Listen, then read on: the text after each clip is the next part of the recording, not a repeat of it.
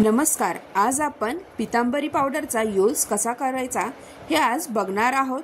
अगदी जास्त घासायलाही लागत नाही या पितांबरी पावडरमुळे। आपण तांब्याची पितळाची भांडी या पितांबरी पावडरनी कशी साफ करायची, कशी शाईन आणायची भांड्याला हे बघणार आहोत। अगदी भांडी काळपट असलेली तांब्याची पितळेची अगदी चकाकतात, शाईन येते या पितांबरीचा वापर केल्यामुळे। तसेच आपण एक ट्रिक बघणार आहोत।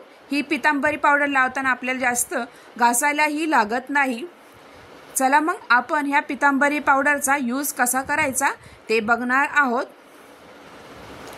आता मी इथे काही भांडी घेतलेली आहे, देवाची, दिवे वगैरे। आता हे आपण स्वच्छ करणार आहोत। आता हे ओलसर करून घ्यायचे आहे थोडीशी भांडी आपल्याला आधी।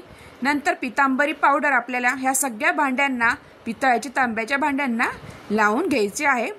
तर अशा प्रकारे सगळ्या भांड्यांना मी आधी पितांबरी सगळीकडनं लावून घेणार आहे। एक एक करून ही सगळी भांडी आपल्याला पितांबरीने, ह्या भांड्यांना नुसती पितांबरी आपल्याला लावून घ्यायची आहे। व आपल्याला ही पितांबरी लावल्यानंतर ही भांडी 5 ते 10 मिनिटं अशीच ठेवून द्यायची आहे। नंतर आपल्याला नुसतं हाताने चोळून घ्यायची आहे। अगदी आपल्याला इथं जास्त जोरही लागत नाही ही भांडी स्वच्छ करायला। अशा प्रकारे मी जेवढी भांडी घेतलेली आहे, देवाची, ताटली वगैरे तांब्या पितळाची, त्या सगळ्या भांड्यांना अशा प्रकारे पितांबरी लावून घेणार आहे। तर अशा प्रकारे मी इथे सगळीकडनं भांड्यांना ही पितांबरी नुसती लावून घेतलेली आहे। चोळलं वगैरे काही नाही आहे मी इथं। आणि इथं आपल्याला जास्त हाताने जोर वगैरे काही लावायला लागत नाही। अगदी सहजरित्या 5-10 मिनिटं नुसती ही भांडी ठेवून द्यायची। नंतर आपल्याला हलक्या हाताने तुम्ही चोळून ही भांडी स्वच्छ करू शकता। अगदी सहजरित्या तुम्ही आता इथं बघू शकता, हळूहळू चकाकायला लागलेली आहेत ही भांडी। आधीच नुसती पितांबरी इथे लावून ठेवलेली आहे। तर सगळ्या भांड्यांना पितांबरी लावून झालेली आहे। आता 5 ते 10 मिनिटं मी अशीच भांडी ठेवलेली आहे साईडला। तर 5 ते 10 मिनिटांनंतर आपल्याला ही भांडी स्वच्छ करून घ्यायची आहे। अजिबात हातही काळा आपला इथे पडत नाही। सहजरित्या आपली इथे भांडी स्वच्छ निघतात। आता 5 ते 10 मिनिटं इथे झालेली आहे। आता बघा, मी हलक्या हाताने हे नुसतं चोळून घेणार आहे। आणि जिथे जास्त डाग असतील तिथं थोडासा, इथे जास्त एकदम आपली भांडी एकदमच काय ठिकाणी डाग वगैरे पडलेले असतील तिथं थोडंसं असं बोटाने आपल्याला चोळून घ्यायचं आहे।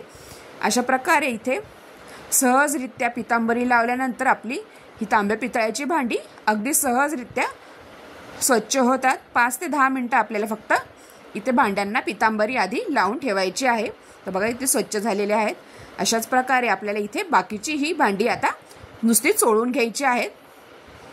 शाईन, काळपटपणा तुम्ही बघू शकता इथे निघालेला आहे। आणि जिथे थोडीशी डाग आहेत ते आपल्याला बोटाने असे चोळून काढायचे आहेत।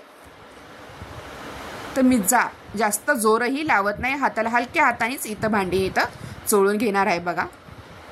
आणि इथं काही डाग आपण जी हळदी कुंकू वगैरे लावतो त्याचे इथे डाग पडलेले असतात, ते आपल्याला फक्त बोटाने असे चोळून घ्यायचं आहे, थोडी पितांबरी हातात घेऊन। अशा प्रकारे ही भांडी आपली पितांबरी पावडरनी अगदी सहजरित्या स्वच्छ होतात। तर बघा, चकाकी आलेली आहे एकदम ह्या तांब्याच्या भांड्याला। तर सगळी भांडी आपली धुवून झालेली आहेत। आता इथे आपल्याला ही स्वच्छ फडक्याने इथे पुसून घ्यायची आहेत। तर मी एक कापड घेतलेले आहे, त्याने ही सगळी भांडी आता पुसून घेणार आहे, जेणेकरून इथे पाण्याचे डाग वगैरे पडू नये म्हणून आपल्याला ही भांडी चांगली स्वच्छ पुसून घ्यायची आहे। अशा प्रकारे पितांबरी पावडरनी सहजरित्या आपले इथे भांडी स्वच्छ निघतात व भांड्यांना शाईनही येते। अशा प्रकारे तुम्हाला हा व्हिडिओ कसा वाटला नक्की कमेंटद्वारा कळवा व माझ्या चॅनलला लाईक, शेअर आणि सबस्क्राईब करायला विसरू नका। व तुम्ही हा व्हिडिओ शेवटपर्यंत बघितल्याबद्दल तुम्हा सगळ्यांचे खूप खूप धन्यवाद। पुन्हा भेटूया अशाच नवीन व्हिडिओमध्ये। तोपर्यंत तुम्हा सगळ्यांना बाय बाय, थँक्यू।